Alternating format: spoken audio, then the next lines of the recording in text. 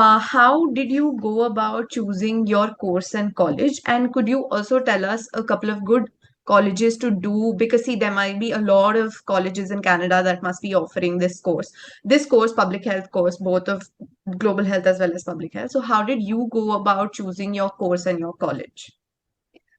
Like I mentioned before, the first thing is deciding what your interest is. Once you know what that is, I mean, the field is very vast and you need to have a focus.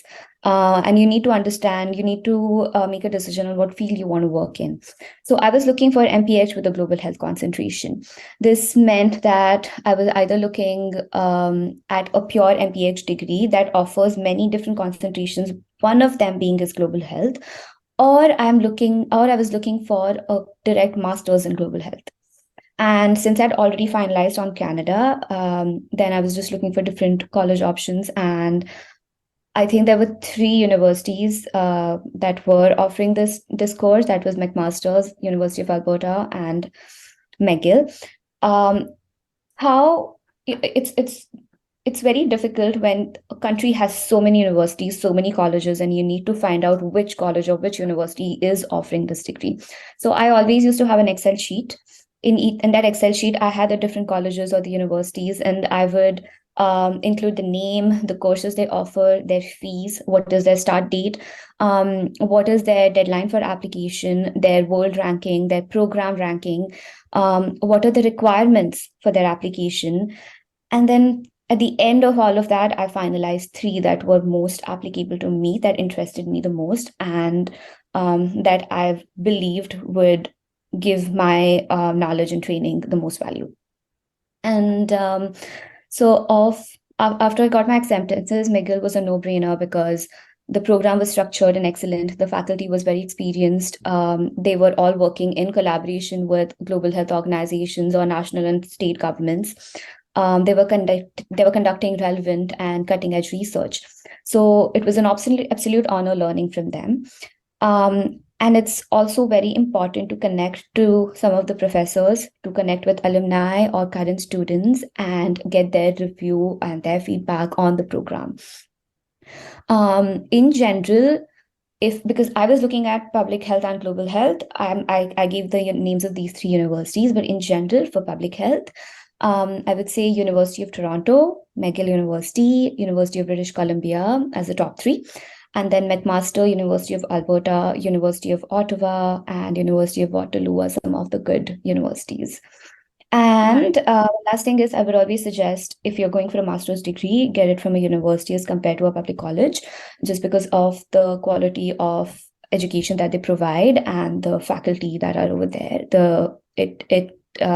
It really helps with your future job prospects, and your degree is recognized nationally and internationally, even in the case of University of Toronto and McGill and British Columbia as well. That makes a lot of sense because that will help people zero in on the places that they want to go. Just a Mm. side question. Do a lot of Indians send out their applications for masters? Or in fact, was your cohort filled with Indians as well? Like, is it easy for Indians to get in? Well, I think there were about 4 or 5 Indians. And of those, the ones who graduated were maybe three in my class of 60-ish. Okay. Yeah, but internationally, there were about 20 to 25, 20 students, I think, 15 to 20 students.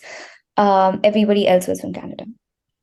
Okay. So the international acceptance in general is a little like international students have to work a little more harder. Would that be it? Definitely yes. And I think the kind of previous background that they look for, a lot of Indians don't have the kind of education or training that they want. The Indian education system is structured differently, so it we need to put in a little bit more effort to get into the program. Also, McGill's acceptance rate is not high. It is difficult because, like I said, McGill ranks in the first 25 universities in the world.